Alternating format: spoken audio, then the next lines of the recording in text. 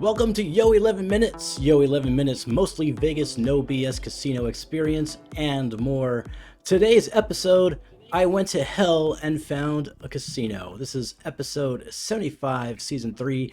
Michael Traeger is a casino and travel loyalty expert who also helps people turn their travel dreams into reality. And now, your host, Michael Traeger. What's going on, Michael? Just busy, crazy, but dropping things on my desk. I say that. It happens. Yeah, it does happen. So no, everything is good. Just really busy and crazy. Actually been trying to finalize some of the ZorkFest stuff this week because it's gotten very complicated and Vegas has gotten very expensive. So I hope I will have that figured out soon, even though we had the date. The only thing we had figured out was the date, but everything else has become more complicated, which it always does. But, that's just the way life is. How about move it to the Fiesta room at El Cortez? I know someone there who knows people. I know a guy who knows a guy who knows a guy who knows a guy. Yeah, I don't, we really actually did enjoy doing it at Plaza, but I feel keeping it on the strip is sort of important. More people seem to want that. It's tough. I mean, the hardest part about it is also coordinating the casino aspects of it. So that's a lot of moving parts, an absolute labor of love. Indeed. But I'm sure it'll all come together. Everything will It work out usually fine. does. There's no news today. Another slow day in Vegas as everyone's putting out their first quarter reports or whatever they're doing with their finances and having conference calls and shareholder I bet meetings. Meltz is happy. Meltz is like sitting there with his coffee, listening to all those financial Oh yeah, calls. he's having a Oh, great time. This is heaven for Melts. heaven, heaven for Meltz. Melts. So that being Uh, said, since there's no news, it is time for the tease.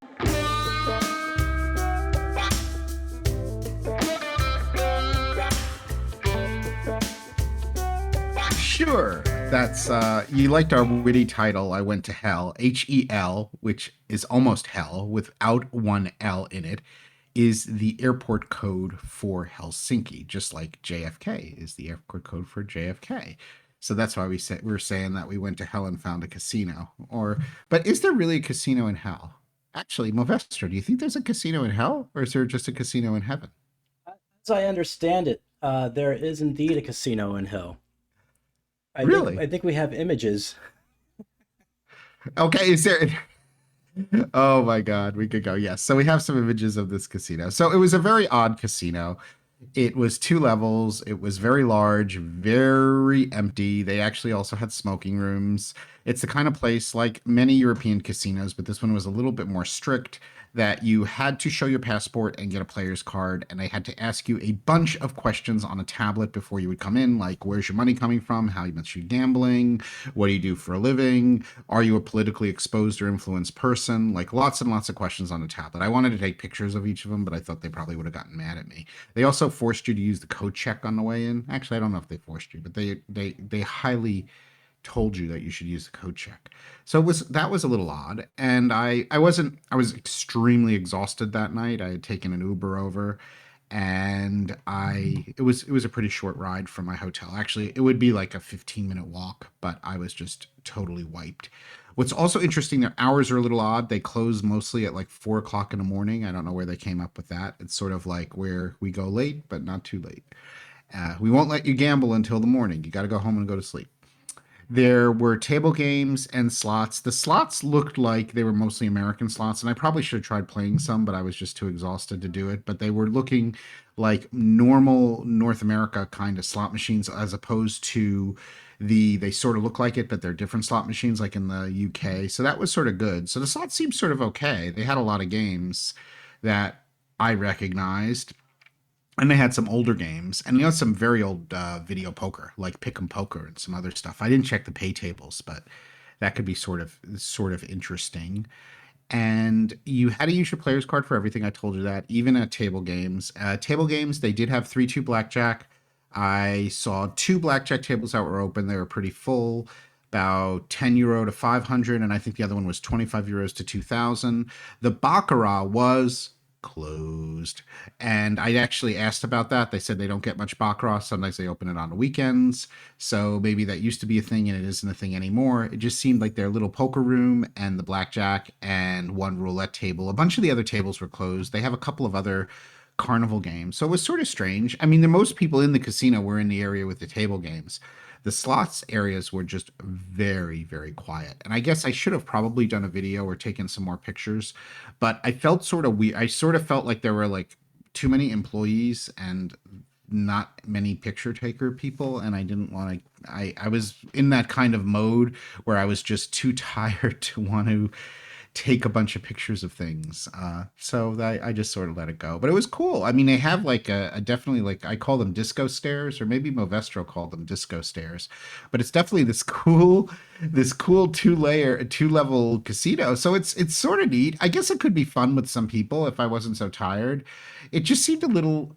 I don't want to say it was creepy, but you know, when you're in a place that's that big and it's pretty empty, that always is a little bit odd. Sort of like, how do they keep the lights on? How do they afford for this place to operate? You know, especially since the table limits weren't that high. That seemed a little, just seemed a little interesting to me. But who knows? Maybe it's just their whole financial way of dealing with things is different. I just can't see how this place is a big profit maker. And it also is always surprising to me that baccarat isn't operating, because in the London casinos, especially like at Empire, baccarat is very popular, and a lot of Asian people, you know, Asian people love to play baccarat and tend to play baccarat mostly at those casinos. And I have to assume that there's some population of people in Helsinki, or maybe not. I mean, so Helsinki is only like 500,000 people. In comparison to that, Amsterdam's like 800,000 people, and London is millions and millions of people. So perhaps, you know, maybe in such a small city there really aren't that many Asian people who want to play baccarat. So that could be part of it. And also, these casinos are obsessive about information about like know where your money comes from, and trying to prevent money laundering and stuff like that. So maybe that's gotten rid of a lot of players. Also, the fact that, you know, Finland is very, very close to Russia. One of the most popular things from Helsinki would be to take the train to St. Petersburg, which you can't anymore.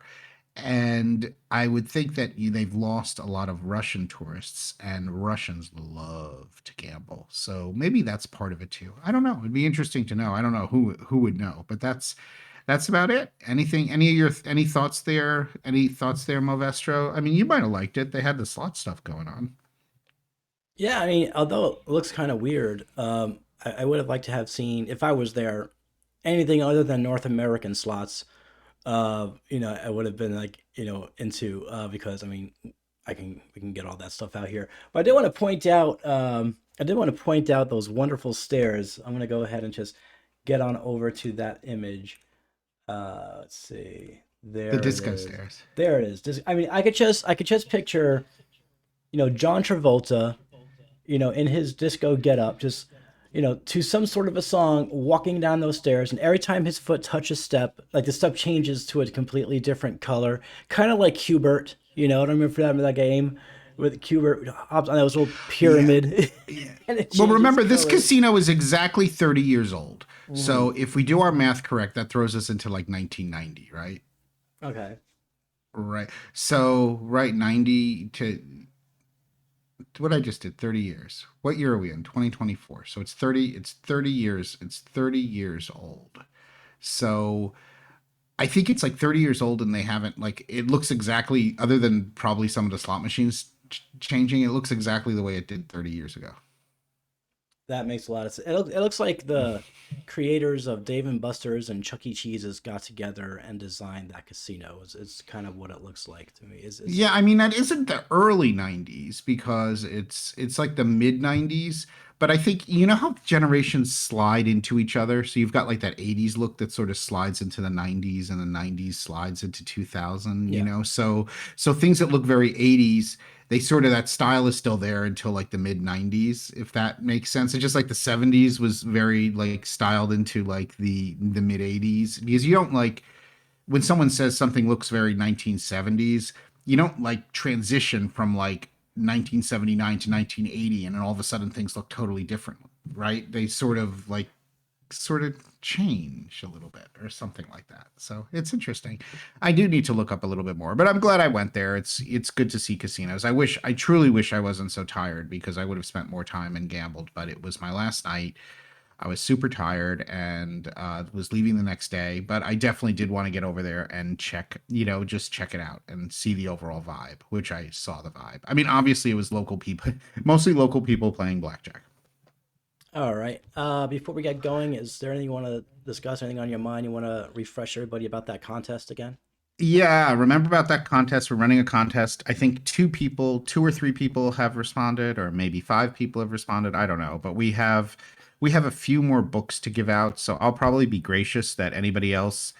The contest ends in a couple of days on April 20th. So as long as people respond, we said we are going to give a prize on the 8th and the 10th. But if they respond and maybe they're not the 8th, but they're the 7th or the 6th, I'll probably send the books to them anyway. So if you want to, just it has to be done by the 20th, and I will distribute those from Amazon. And that is to win a copy of Casino Craps for the winner.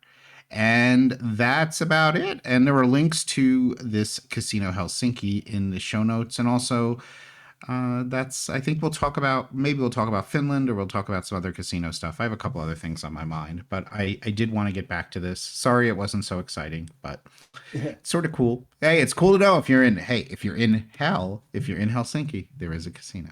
That's good to know. And that's going to do it for this episode. Luxury travel booking, TravelZork Travel. Visit us at TravelZork.travel to plan your next amazing vacation, not just Las Vegas, but Finland, a casino in hell, wherever you want to go. We got you. Please join the conversation on social media. You can find us easily. All social platforms are at TravelZork. We'll see you next time.